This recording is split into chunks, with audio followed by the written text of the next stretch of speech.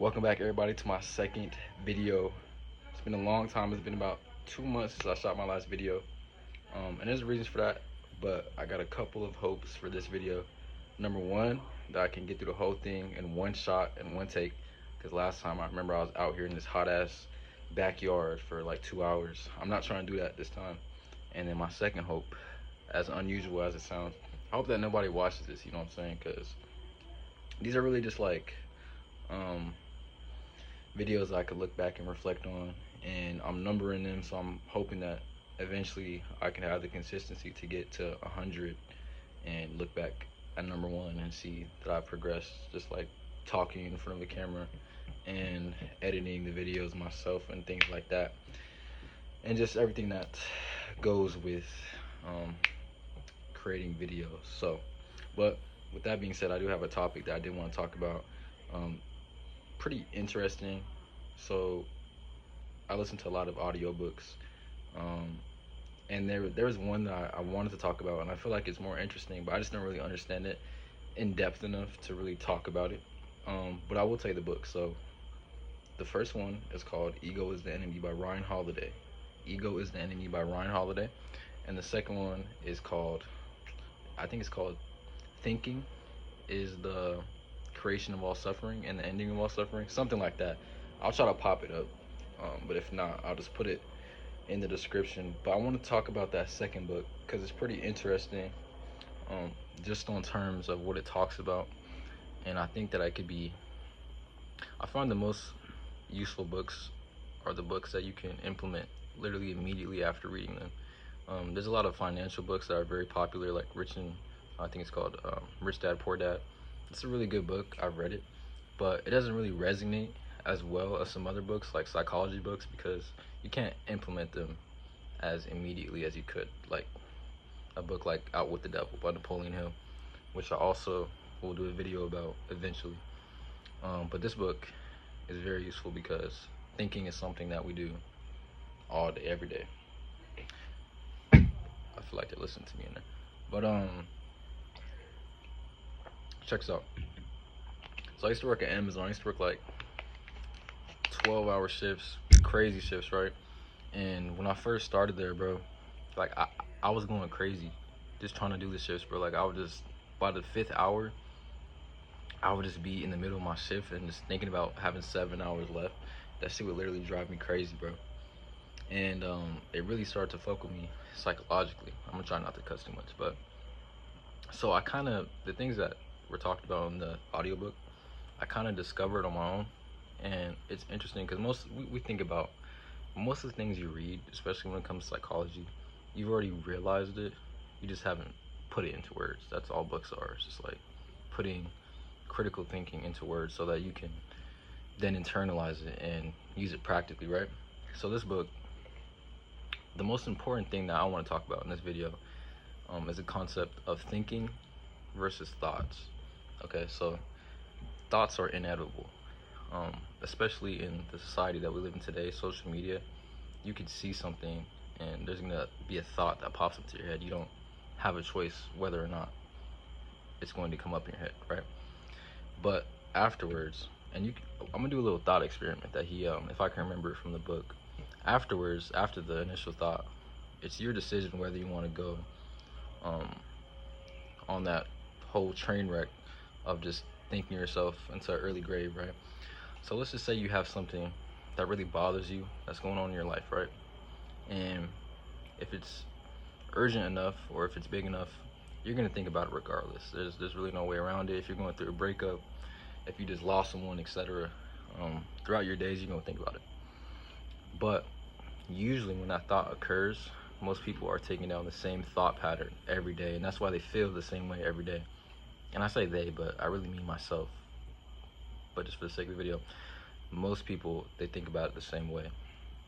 But next time something happens like that, just try to not fight the thought.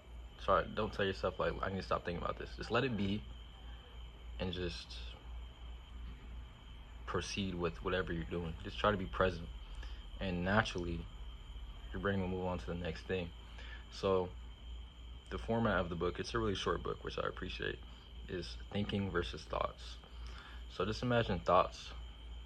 Thoughts are the things that are going to happen regardless. That's something you're gonna, thoughts are gonna come. That's just, we're humans, we're spiritual creatures. We think, we have a conscious. It's a good and a bad thing. You can't control that. Thinking, just think of thinking as past tense, ing, thinking, is what you can control. So I don't know if I want to use a personal example, but I be thinking about some things that are not necessarily productive, hedonistic things, whatever it may be. And back when I was younger, especially like when I lived in Miami, I would have thoughts pop up in my head, like I would just get the urge to like go out and drink or whatever, you know what I'm saying? Try to link with some girls, whatever it is, just not productive things. And I would used to feel a little bit, because I've been listening to like motivational speakers for a long time, like Jordan Peterson, Andrew Tate, whatever you may think about them. I've been listening to those types of speakers for a long time.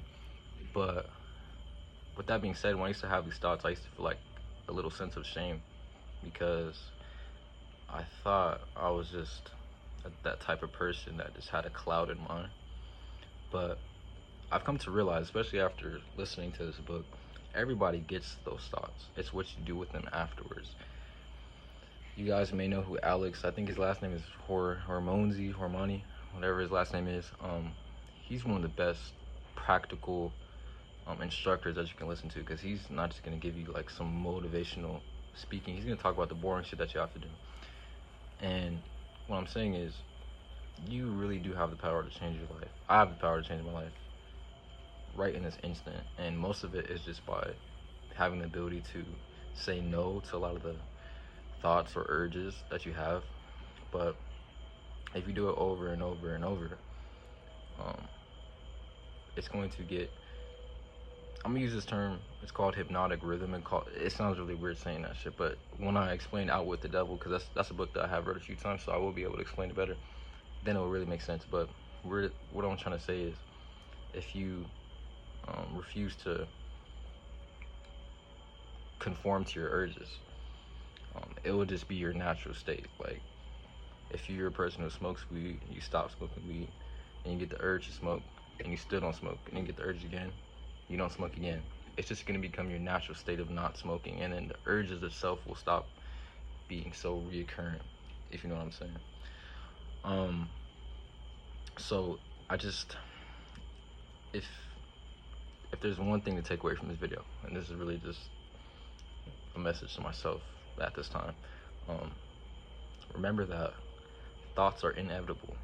But remember, just remember, when you have a thought that's unproductive, at that moment that's when the power to change your life is really present, because at that moment you really have the ability to say no to those negative thoughts and just move on. And that's when you really start making traction. That's when you build discipline in those moments. So it's really an empowering thought, that you have. I mean, it says in the Bible, I can't remember the verse, but it says we are blessed with self-control, and it really is a blessing. Some people feel like they don't have any self-control, which is not true. You always have self-control, but they're just so inclined to just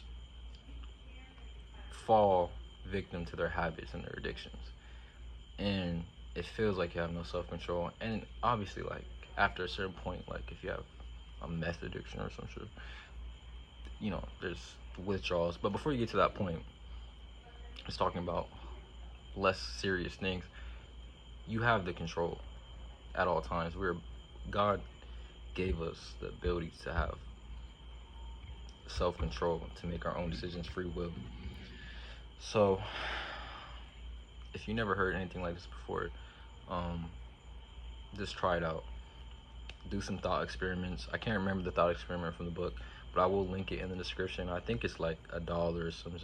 It's pretty cheap, and it's really short, so I really would urge you to listen to it. And I think you'll really be able to use some benefit to it. But it looks like we're already at 9 minutes. That's perfect. That's fucking perfect.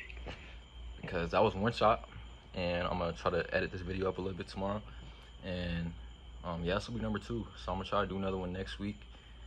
I don't know if it'll be about another book. Probably not, because I got some shit popping next week. So maybe a little vlog. But yeah, man, I appreciate y'all watching. If y'all do, especially if you watch the whole video, that's real. Cause